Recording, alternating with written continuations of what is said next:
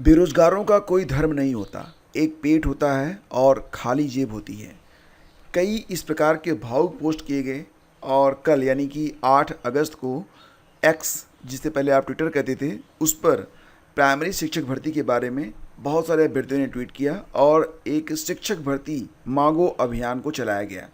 अगर आप Twitter use करते हैं तो आपने भी देखा होगा कि पूरा का पूरा जो ट्विटर है वो भरा हुआ है इसी प्रकार की मांगों से। हैशटैग लगाया गया था योगी ji release UP PRT vacancy. तो दोस्तों यहाँ पर कई सारे मुद्दे उठाए गए और इसमें मुख्य रूप से ये कहा गया कि कब भरे जाएंगे सहायक अध्यापकों के पद। जैसा कि आप लोगों ने देखा था कि अभी कुछ दिन पहले उत्तर प्रदेश के जो शिक्षा राज्य मंत्री हैं संदीप सिंह, उन्होंने कहा था कि उत्तर प्रदेश में फ़िलहाल तो जो छात्र शिक्षक अनुपात है वो बराबर है और इसलिए नई भर्ती की कोई योजना नहीं है। तो इसको भी यहाँ पर ट्वीट किया गया अभ्यर्थियों के द्वारा और फिलहाल यहाँ पर मांग यही रखी गई कि जितनी जल्दी हो उतनी जल्दी जो है एक नया विज्ञापन जारी किया जाए। अब ये खबर काफ़ी पुरानी है, काफ़ी पुरानी तो नहीं, लगभग 15 से 20 दिन पुरानी होगी। दोस्तों आपको ये खबर याद होगी जब सपा के अनिल प्रधान और अभय सिंह के सवालों के जवाब देते हुए शिक्षा राज्य मंत्री ने कहा था कि प्रधानाध्यापक और सहायक अध्यापकों के 85,152 पद रिक्त हैं, लेकिन शिक्षा मित्रों और अनुदेशकों को मिलाकर छात्र शिक्षक का जो अनुपात है वो पूरा है, पढ़ाई में कहीं कोई दिक्कत नहीं है।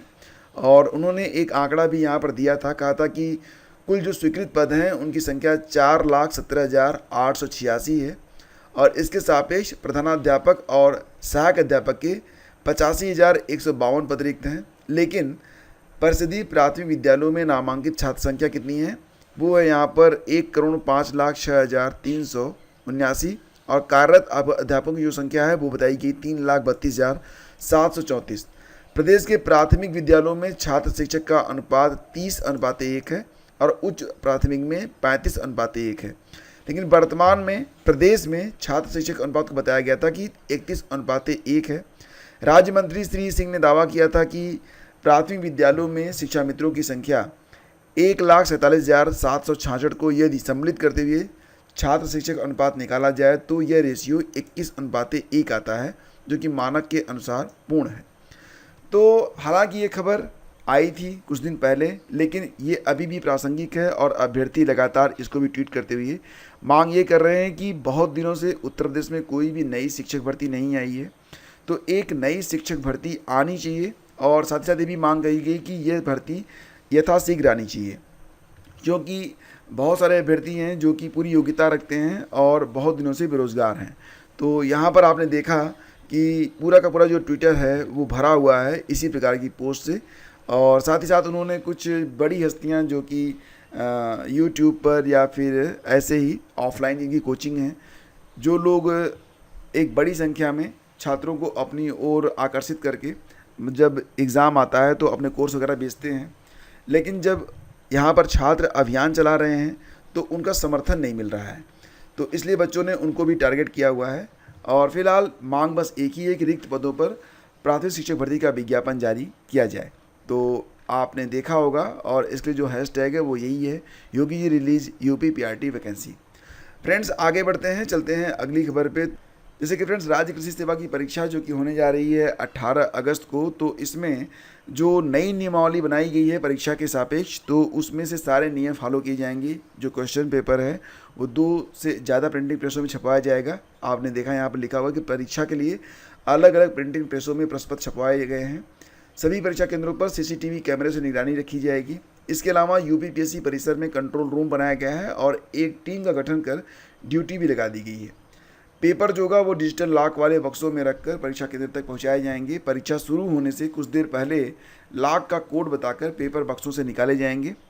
प्रत्येक प्रश्न पत्र से सील बंद पैकेट में होगा, मतलब हर पेपर जो होगा वो सील बंद पैकेट में होगा और अभ्यर्थी अपने हाथों से पैकेट को खोलेंगे।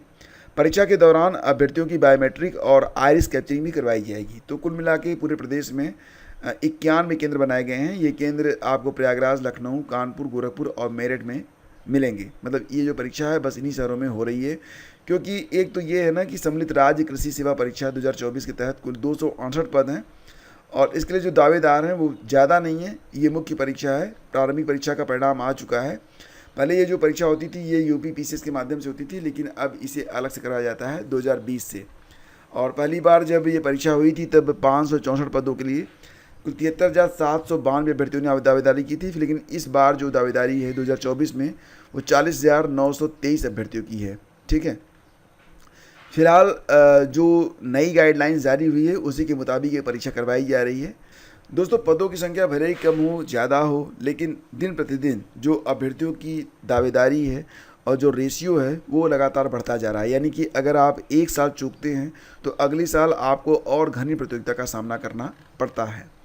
तो इसी के साथ एक खबर और भी है कि अध्यापकों के स्थानांतरण और समायोजन का कार्य 11 सितंबर के बाद किया जाएगा। तो इसके लिए जो एक याचिका डाली गई थी उस पर बेसिक शिक्षा परिषद के सचिव ने हलफनामा दाखिल करके बताया है कि स्थानांतरण और समायोजन का कार्य 11 सितंबर के बाद किया जाएगा और इस पर जो अगली सुनवाई होगी वो 14 अगस्त को की जाएगी। भारत में नीरज चोपड़ा ने भारत के लिए रजत पदक जीता है और भारत का नाम रोशन किया है। फिलहाल उन्होंने कुल मिला के 89.45 मीटर का थ्रो किया। हालांकि स्वर्ण पदक जो है वो जीतने से चूक गए हैं। स्वर्ण पदक हमारे पड़ोसी पाकिस्तान के अरशद नदीम ने जीता है और उन्होंने 92.97 मीटर का थ्रो किया है। तो दोस्तों, ये थी आज की news update. Thank you so much for watching the video. देखो, आप लोग करंट अफेयर प्रतिदिन लगाया करो और इसके लिए जो क्विज यहाँ पर दी जाती है उसको कम से कम एटलीस्ट लगा लिया करो, क्योंकि ये आपकी आने वाली सभी प्रतियोगी परीक्षाओं के लिए बहुत ही हेल्पफुल रहती है। और अगर आप करंट अफेयर कहीं और से पढ़ते तब भी अच्छी बात है। मेरा कहने का उद्देश्य बस यही है कि जहाँ से भी आपको अच्छा लगे आपको करंट अफेयर प्रतिदिन पढ़ना चाहिए। और ये आपके जीएस जीके के लिए नहीं, आपकी लाइफ के लिए भी और आपका जो कॉन्फिडेंस है ना उसको भी काफ़ी इंक्रीज़ करता है। तो मिलते हैं आपसे अगले वीडियो में, तब तक के लिए आज्ञा दीजिए। नमस्कार, जय हिंद।